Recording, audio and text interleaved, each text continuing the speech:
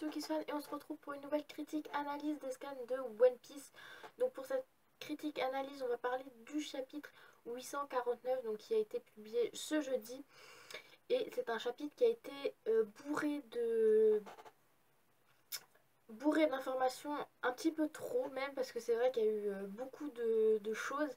On a vu pas mal de personnes dans ce chapitre et du coup on va faire petit à petit. Donc j'ai encore mon ordi juste là parce que du coup on va faire les informations au fur et à mesure et je vais vous dire un petit peu ma critique.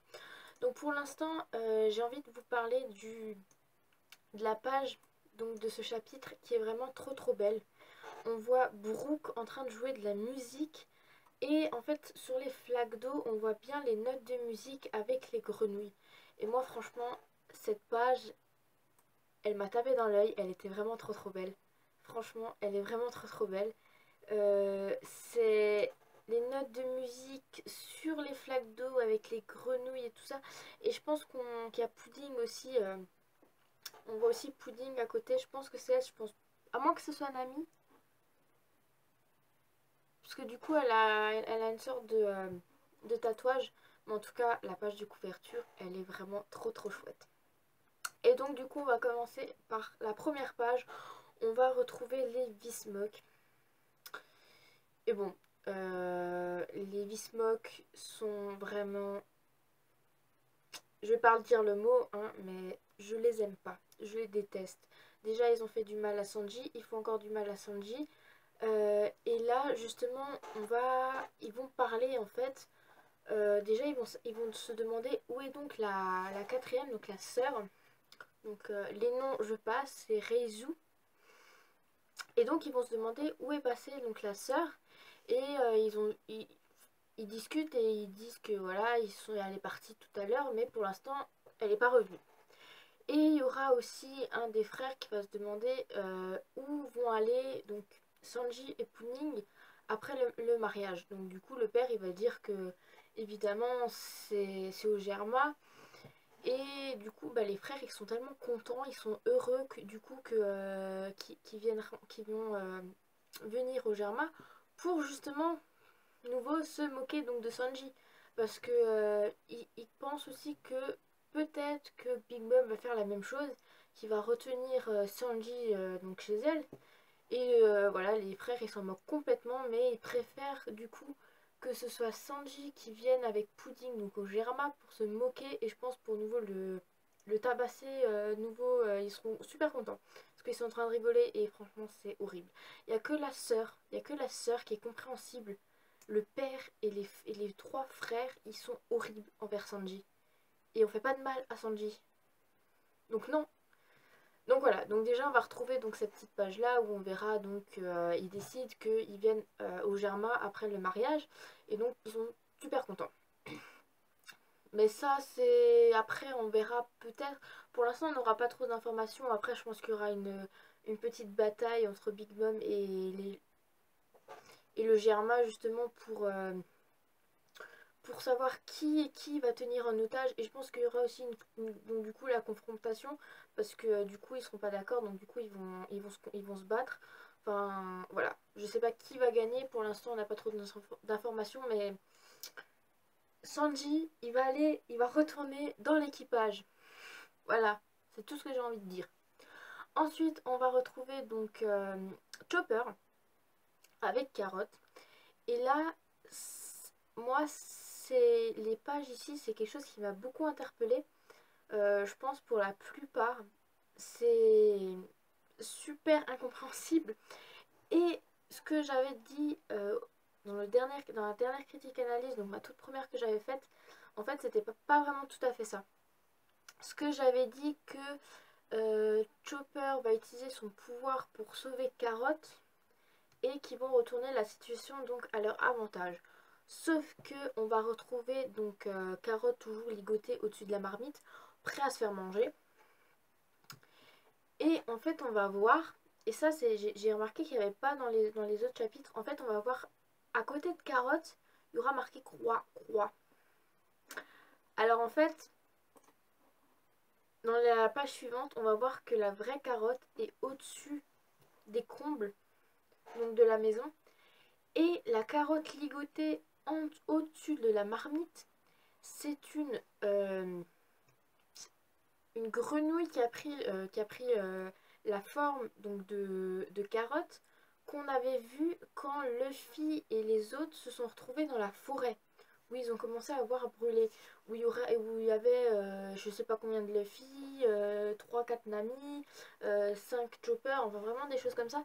Et en fait, ils ont réussi à reprendre cette grenouille, enfin cette carotte, donc grenouille, et la mettre dans les maisons brûlées. Donc du coup, Carotte a réussi à monter donc dans les combles donc ils ont pris la grenouille qui a l'apparence de carotte euh, ligotée au-dessus de la marmite. Et justement après, donc ils vont essayer de couper la corde et justement on verra la vraie carotte sortir des combles, sauver la carotte grenouille, je vais l'appeler comme ça, la carotte grenouille, et elle va donner un putain de coup de pied dans le chaudron, la marmite, et bah du coup, l'eau, ou je sais pas vraiment ce qu'ils ont fait au gragout, je pense qu'il y a des petites carottes, des petits, enfin de l'oignon, enfin je sais pas, je dis ça comme ça, et du coup ça va atterrir donc sur la tête de Brûlé et sur ses alcoolites, bref, sur ses partenaires. C'est le soir, donc excusez-moi. La journée a été longue. Voilà, donc pas évident. Et donc du coup, moi ce que j'avais pensé avant, c'est justement que ce serait Chopper qui sauverait donc Carotte, mais en fait c'est complètement le contraire. C'est donc la vraie Chopper donc va sauver la carotte grenouille, va réussir à donner un gros coup de pied donc dans le chaudron et à faire tomber donc la marmite sur Brûlé et ses compagnons. Et là on va voir donc Chopper se transformer en gros renne. Et c'est vraiment le retour de la situation. Il y aura Diesel qui va essayer de prévenir Big Mom, mais il va pas réussir parce que du coup Carotte va le retenir.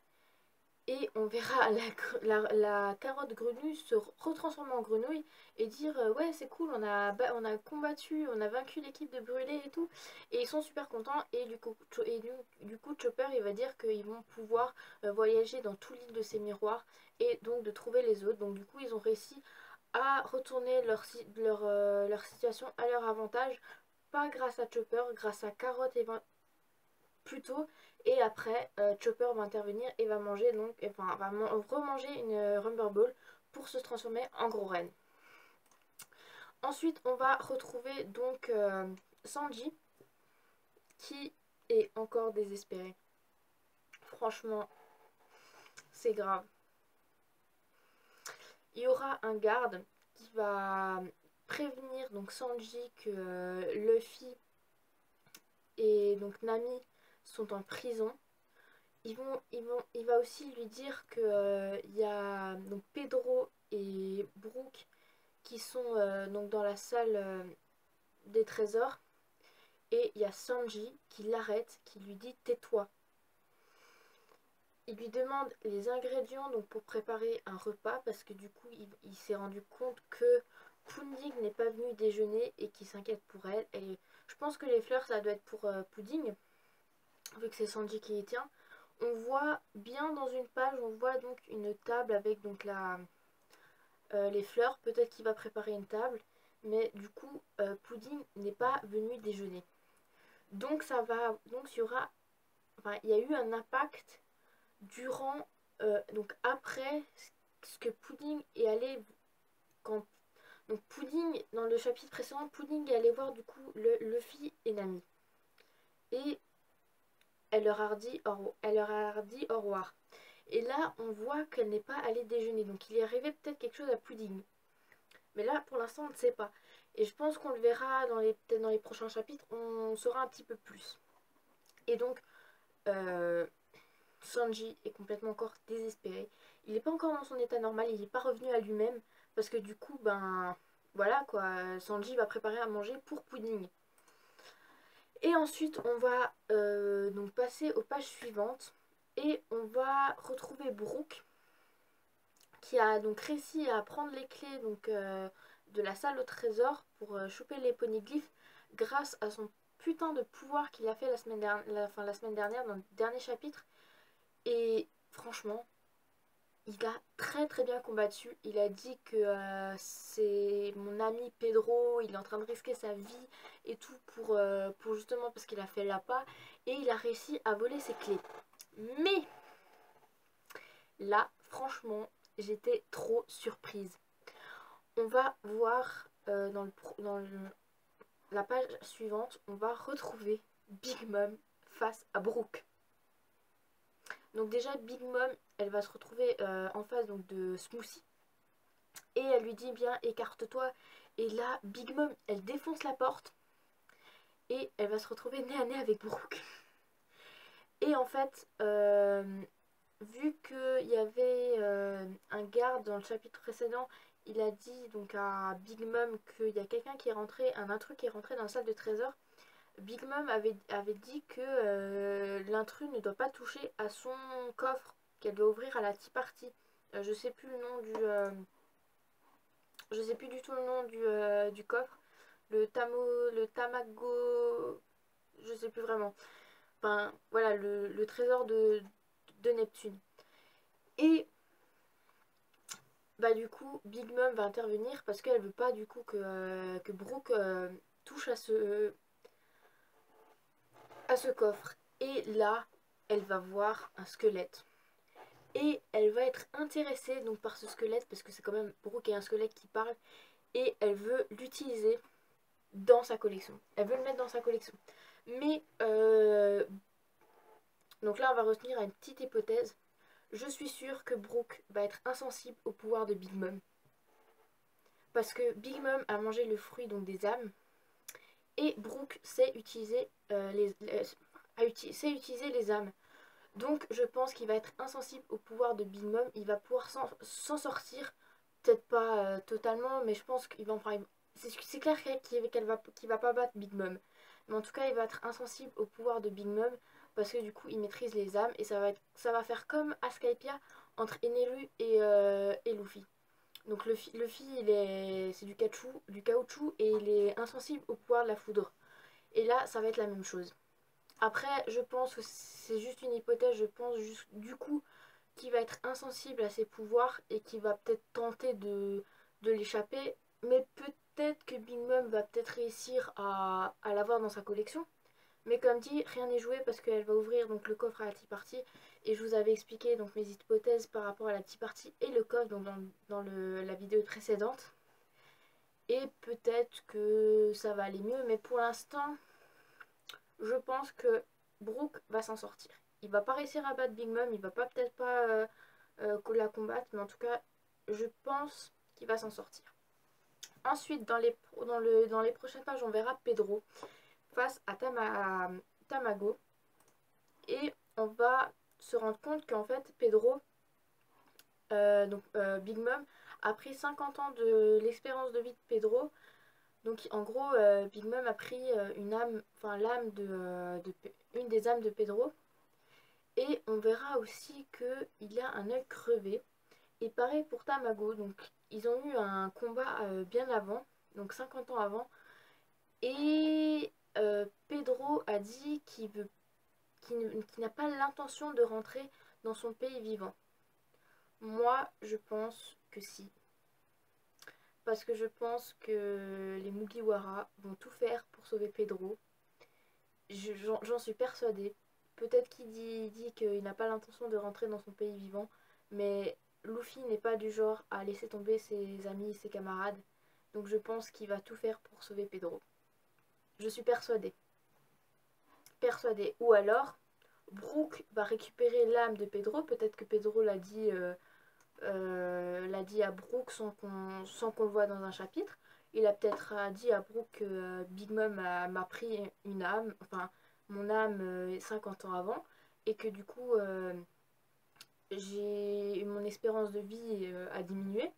Et peut-être que Brooke va réussir à récupérer l'âme de Pedro grâce à son pouvoir. Vu qu'il est pour l'instant, je pense qu'il est insensible au pouvoir de Big Mom, Brooke. Donc peut-être qu'il va faire un truc comme ça, mais en tout cas, je suis persuadée que Pedro va rentrer dans son pays vivant, parce que Luffy va tout faire pour l'en empêcher. C'est une hypothèse. Moi je suis persuadée, j'en suis persuadée. Il y en a peut-être d'autres qui disent que ça sera pas vrai, qu'il va jamais rentrer dans son pays. Mais moi je suis sûre, les Mugiwara vont tout faire. Et même Carrot, qui est son ami, va tout faire pour sauver Pedro. Persuadée. Et si je me trompe, c'est vraiment con. Et ensuite on va retrouver la toute dernière page. Et là, j'ai été mais aussi choquée quand j'ai vu Big Mom face à Brook. On voit la sœur de Sanji en sang. Donc les jambes sont en sang et les mains sont en sang. Qu'est-ce qui s'est passé? Alors, moi personnellement, je pense qu'il y a soit eu un problème avec un membre de l'équipage de Big Mom ou avec Pudding.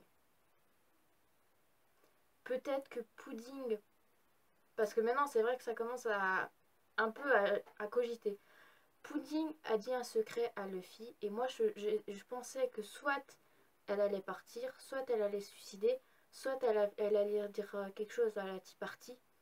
Mais là, peut-être qu'elle a essayé de battre, enfin elle a essayé de tuer ou je sais pas, elle a blessé la sœur de Sanji pour la confrontation, encore une confrontation entre les V-Smoke et Big Mom. Ou alors, la sœur de Sanji a comploté avec Pudding pour faire ça. Parce qu'il faut dire que la sœur de Sanji est assez proche de Sanji. Elle a même dit à Sanji qu'il n'aurait pas dû revenir. Peut-être qu'ils ont comploté enfin la sœur et la future belle-sœur donc de la sœur de Sanji pour essayer d'empêcher ce mariage et que Sanji soit libre. Moi, je pense. Soit les trois cas. Donc soit elle a eu un problème avec quelqu'un de Big Mom, soit c'est Pudding qui l'a blessée,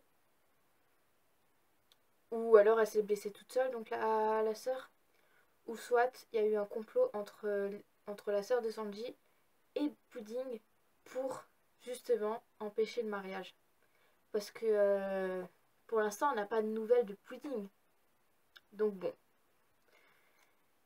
J'espère que dans le prochain chapitre, il y aura beaucoup d'informations aussi. Parce que là, on a eu trois beaux chapitres de suite avec des informations mais formidables. Vraiment. Malheureusement, je suis vraiment dégoûtée. La semaine prochaine, il n'y en a pas. Le Wiki Jump, il est en pause.